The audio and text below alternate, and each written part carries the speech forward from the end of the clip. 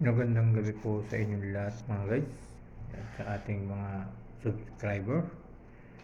Yan, grabe na po yung nangyayari ngayon sa Middle East. Marami ng mga OFWs ang nangangamba na madamay sa kaguluhan sa Iran at Israel. At ngayon ay nung nakaraang araw lang mga guys ay sa airbase ng American Airbase ng Qatar ang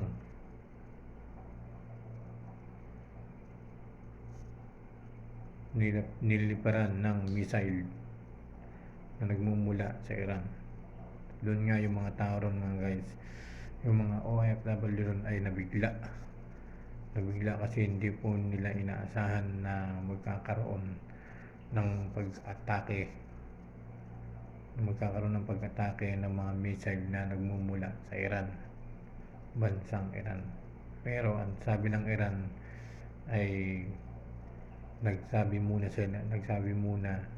yung Iran sa Qatar na magkasagawa ng pag-atake. Yun yung balita mga guys, na ang kinagandaan doon ay nagsabi ang Iran sa Qatar bago nila atake ng missile ang American Airbase doon sa Doha, Qatar.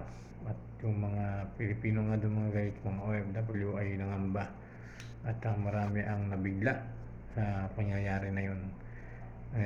Pero gumagawa na raw ng paraan ang mga gobyerno sa Pilipinas, sa ating OWA, sa ating mga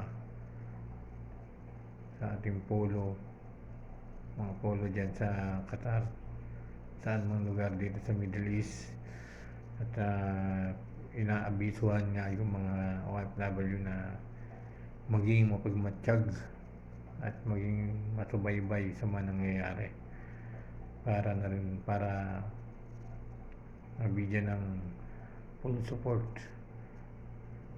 ng OWA sa Pilipinas, sa mga namumuno sa gobyerno sa Pilipinas ng OWA.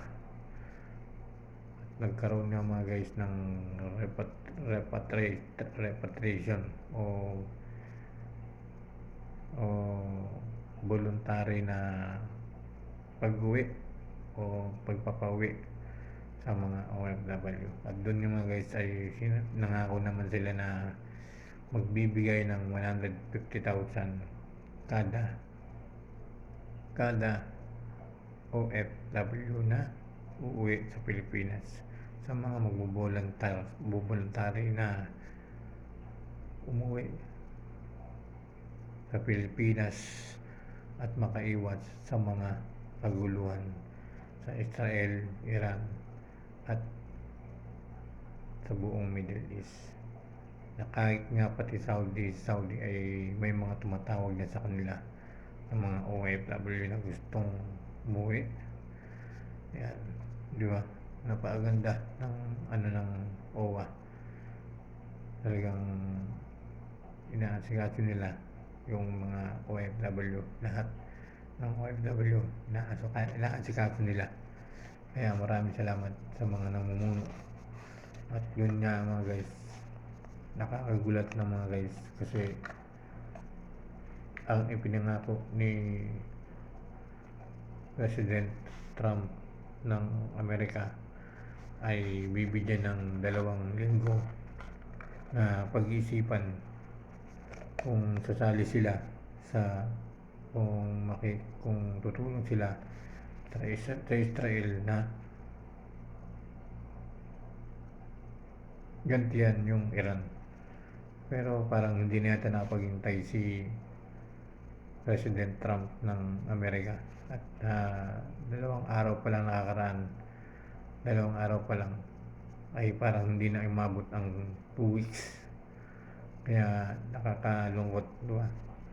Nakakalungkot at doon nga ay nagsimula ang pagigante ng Iran at nilusob nila yung